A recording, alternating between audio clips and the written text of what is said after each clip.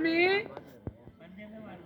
நான் வருகின்ற போது சரி நாட்டுக்கு நாடு மகாநாடு நீர்வளம் நிலவளம் குடிவளம் பொருந்தியே மற்ற நாட்டு ஒப்பாகியே இந்த ஊரு பேர் என்ன? ஊரை நீ கேக்குற உதவாங்காம நீ போக மாட்ட. உதயா உன்ன மாதிரி இல்ல. ஊரை விலைக்கு 3 நாள் வாங்கி வச்சுக்கிறாங்க. நீ ஊரை கட்டினா உன்னை பல்லு சில்லற காய்ச்சி கொண்டு போயிடும். வரவெல்லாம் ஊரு கேக்குறாங்க. ஊரு என்ன அப்படி ஏமாந்து என்ன ஏப்பா மதல்காரன் கேவல கொண்டே இருக்குதா? சரி ஓஹோ நாட்டுக்கு நாடு மகாநாடு அறிக என்றால் நாடு மச்சிமா நகரம் ஒரு கூத்தாடிகளுக்கு ஒரு புண்ணிய பூமி. ஆமா பாண்டவருக்கு மச்சிமா நகரம் எப்படின்னா வச்சோ அதுபோல் பரிகம் நம்மளுக்கு இன்னைக்கு மச்சிமா நகரம் இன்னைக்கு வந்து புண்ணிய பூமி கூத்தாடிகளுக்கு. ஆமா அன்று காலத்திலே விளாடராஜனுக்கு மச்சிமான் மச்ச தேசம்.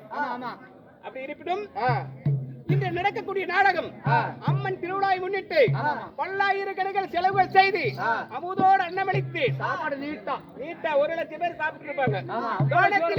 இன்னும் சோறுக்குது 3 நாள் சோறுக்குது. டெம்போல எடுத்துன்னு போயலாம். நாளைக்கு மட்டும் தங்கலாம். தானத்திலே சிறந்தது 32 தானம். அது 34வது தானம் யார் செய்யறாங்களோ அவங்க தான் சொற்குலோகத்துக்கு இடம் உண்டு. அங்கு தேசாதிபதி காரணமாகி அது 34வது தானம் எங்க குடும்பத்திலே சொல்லிவிட்டேன். எப்படி? எங்க மாமியா எங்க கொழுந்தியா எங்க வீட்டுக்காரி எங்க அம்மா 4வது சொல்லிவிட்டேன். 32 தானமா 34வது தானமா செய்யுங்க. அங்கு தேசாதிபதி காரணம் அள்ளி கொடுத்த மாதிரி எல்லாம் உங்களுக்கு சொர்க்கம் கிடைக்கும் அப்படின்னு சொல்லிட்டு வந்துக்கிறேன். ஆனா நீங்களும் நாளைக்கு போய் சொல்லுங்க உங்க வீட்டுக்காரி உங்க குழந்தைகிட்ட எல்லாம் சொல்லுங்க போய் செய்யும். அப்படி தானத்திலே சிறந்தது அன்னதானம். அதெல்லாம் நிதானம். அதே கூட இப்படி நிதானம் பாரு. அதிகாரிகள் இப்படி திடீர்னு எந்திரிக்கிறாங்கப்பா. நிதானம் வேகம் இருக்கக்கூடாது. வேகமா போனா ஆக்சிடென்ட் ஆகி போயிருவேன். வேற அன்னைக்கு அப்படிதான் தூக்கிட்டு வண்டி ஓட்டிட்டு போய் டிச்சில் விட்டுட்டேன். டிச்சில அதனால பொறுமை கடலிலே பெரியது. எவ்வளவு பொறுமையா இருக்கிறியோ அனைத்தையும் சாதிக்கலாம். கோபத்தை விட்டும் வாழ்ந்ததே சரித்திரம் கிடையாது. சாமி பொறுமையா இருந்தா தான் சாமி எருமையை சனம் நிறுத்த முடியுது. இன்னும் வருகத்தை சேர்ந்த நாடக கலை குழியிலே சிறந்த விளங்கு வரக்கூடிய நம்ம மாரியப்பன் கவர்மெண்ட் அதிகாரி நம்ம கூட கூத்தாடி இருந்தாரு 20 வருஷம். கவர்மெண்ட்ல வேலை கிடைச்சது அவர் போயிட்டாரு. உப்பே வந்து ஆடலையா? எங்க நீங்க ஒரு வாரத்துக்கு முன்னும் அப்படியே கொலாயை முடிக்கிட்டு என்கிட்ட வந்து ஆடிக்கிட்டு இருந்தா அப்படி. சரி அப்புறமா குமாரன் வந்தா அப்படி கால்வேட்டுக்கு இது நான் வர முடியாதுன்னு சொன்னா அப்படி. சரி ஊர்ல போய் பழிச்சோன்னு சொல்லிட்டேன். பரமசிவம் வந்தா அப்படி. அப்புறமா நான் தறி ஓட்டுறேன் 2 மிஷின் லிப்பர் அப்படின்ட்டு அந்தாலும் போயிட்டா அப்படி. அப்புறமா முனிசாமி பெரியவர் இந்த கிளம்ப வந்தா அப்படியா அவரு நீங்களா ஆடுங்கடா அப்படின்ட்டு அவரு வைகந்து சொற்குள்ள அவங்க போய்க்கிற அப்படி. அவரு போன இடத்துக்கு நீங்களா போறீங்களா? அப்படி போறதல்ல. ஆண்டவன் படைப்பு ஒருவன் பிறக்கிறான் மறுபடியும் இறக்க செய்யறான்.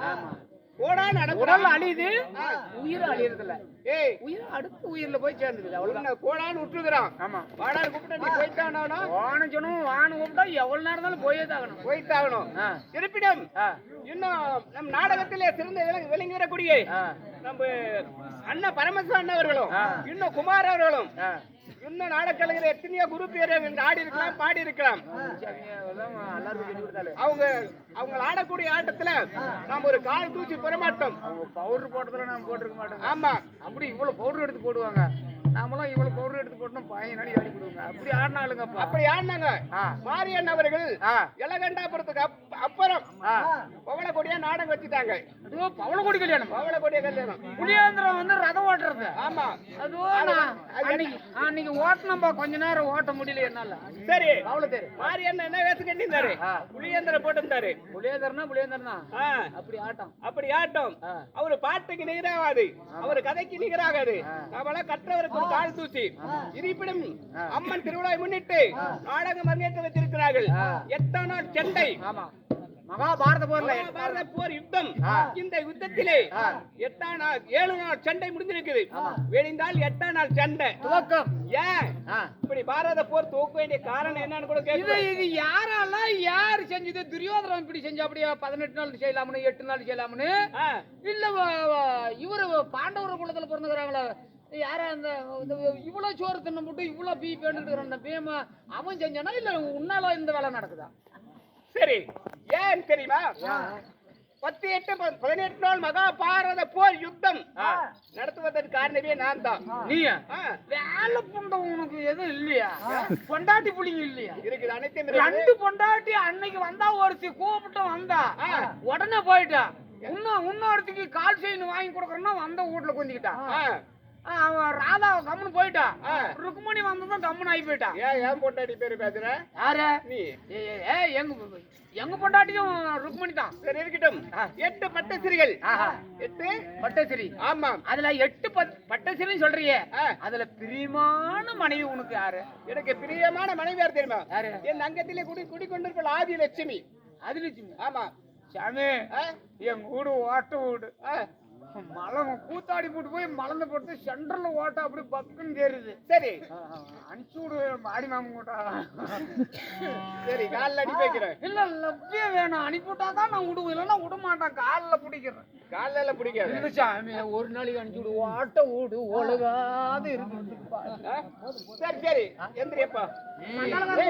நீ எவரை தவறு செய்தாலும் ஒரு காலில் போய் விழுந்துட்டா மன்னிப்பதுதான் கடவுளுடைய அருள். ஆமா, நீ போய் தப்பு செஞ்சிரு, மாறி அந்த காலில் விழுந்துருப்பாரு.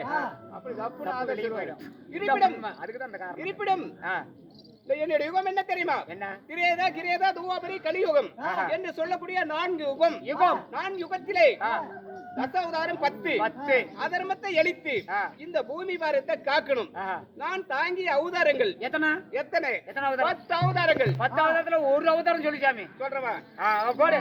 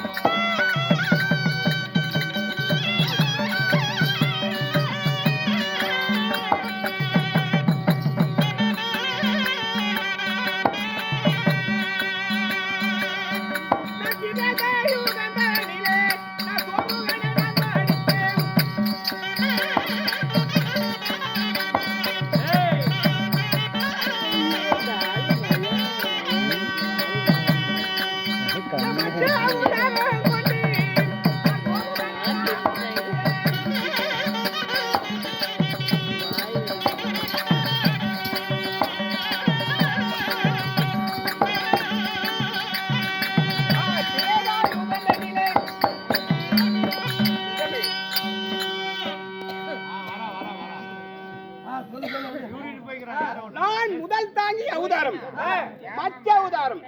மச்ச அவதாரம் எடுக்க வேண்டிய காரணம் என்ன அப்படின்னு கேட்பீங்க.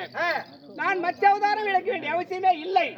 திரேதா யுகத்தில் சயத்திரிவன் என்று சொல்லக்கூடிய சோமகாசுரன் 4 வேதம் இருந்தால் தான் இந்த உயிரினங்களை படைக்க முடியும். அப்படி என்று சொல்லி 4 வேதத்தை என்னுடைய மகன் பிரம்மதேவனை கொடுத்திருந்தேன். அந்த வேதத்தை பிடிக்க கொண்டு திருப்பாக்கடையிலேயே ஓடி உடைந்தான் சோமகாசுரன். அப்போது பார்த்தேன், வேதம் இருந்தால் தான் உயிரினங்களை படிக்க முடியும் என்று சொல்லி மச்சம் என்று சொல்லக்கூடிய மீனாக அவதாரம் எடுத்து சோமகாசுரனை படித்து வேதத்தை பிடிக்க கொடுத்தது முதல் தாகிய அவதாரம். இரண்டாவது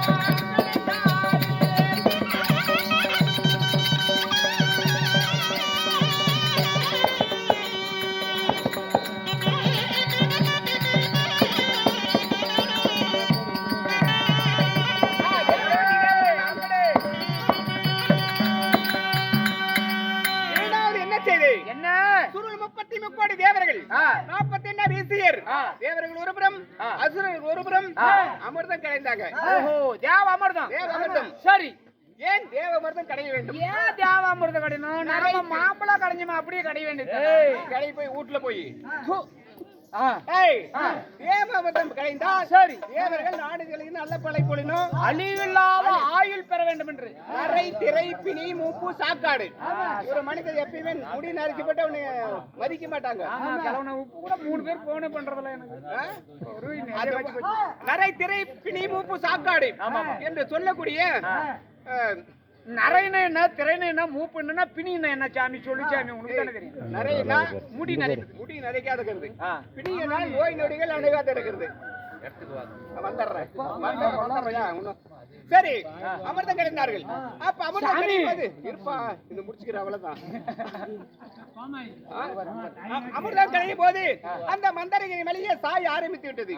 அப்ப என்ன செய்தே, மந்தரகிரி மலை சாய்ந்து விட்டால் தேவரை காக்க முடியாது, அமிர்த கலசத்தை நம்ம பெற முடியாது என்று சொல்லி ஆமை எவதாரம் கொண்டு உருகினால் தாங்கி பிடித்தேன். அன்னைக்கு கூட ஆமை நான் சுட்டு சாப்பிட்டேன், சாப்பிடுவேன். இருந்தாலும் இருந்தாலும் 10 அவதாரங்களை கடந்து பரந்தாமன் என்று பெயர் எடுத்தேன். இந்த கலியுகத்தின் நன்மைக்காக கண்ணனாக நான் பிறந்தேன், தாய்மாமனுக்காக வாழ சுத்தி பிறந்தேன். இன்னைக்கு என்ன நோக்கம், ஏன் வந்த தெரியுமா? இதேதா யுகத்தில் இரணியன் இரணியாக்குதன், இரணியன் இரணியாக்குதன், இரணியாக்குதன் நினைச்சிருந்தா இரணியுடைய மனைவி நீலாவதி. அவளுக்கு கற்பமா இருக்கிற ஒரு பொண்ணு, ஒரு கற்பமா ஒரு பெண் இருந்தால் அதுக்கு என்ன தேவை? பியத்தங்களான ஆசை இருக்கும்.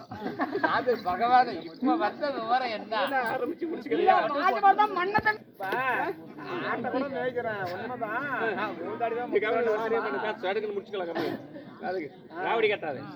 சரி அப்ப அந்த மண் மேல் ஆசை வைத்து என்ன செய்தான், தேவலோகத்து மண்ணு வேணும் என்று நீலாவதி கேட்கிறான். அப்ப எங்க போய் தேவலோகத்து மண் எடுக்கிறது? தேவர் விடமாட்டாங்களே, தேவர் விடமாட்டாங்களே. அதனால என்ன பண்ணா, அண்ணா நான் போறேன்னு சொல்லி இரணியாக்குதான் சொன்னா அங்க மண் எடுத்துட்டு வரதுக்கு. ஆமா தேவலோக மண் எடுக்க, அண்ணன் முண்டாட்டிக்கு சாப்பிடறதுக்கு மண்ணு. ஆமா எங்க பார்த்தாலும் தேவலோகத்துல என்ன வெறும் தங்கம் தங்கம் தான் இருக்குது. என்ன அப்ப பூமி வார்த்தை அறிக்கைகிறேன்னு சொன்னான். கங்கா 18-18 மகாபாரத போர் யுத்தத்தை செய்து 18-18 எகிரகோடி சேனைகளை படைத்து நான் கொஞ்சம் கொஞ்சமா சுமையை குறைக்கிறேன், அசுரர்களை அழிக்கிறேன்னு சொல்லி தங்காளுக்கு செஞ்ச சத்திய வாக்கு. அதனால 8 நாள் 18 நாள் சண்டையில 7 நாள் சண்டை முடிஞ்சு போச்சு. விழுந்தால் 8ஆம் நாள் சண்டை. என் அத்தை மக்கள் பாண்டவரை உள்ளன் கையில் நெல்லிக்கடி போல் காத்து வருகிறேன். ஆமா அதனால பாண்டவரை பார்க்கணும். இல்ல சாமி நம்ம பொம்பளை பார்த்துட்டு போயிடலாம். தேவி லட்சுமி இருக்கிறாள், சீக்கிரம் ஓடோடி அழைத்து வா.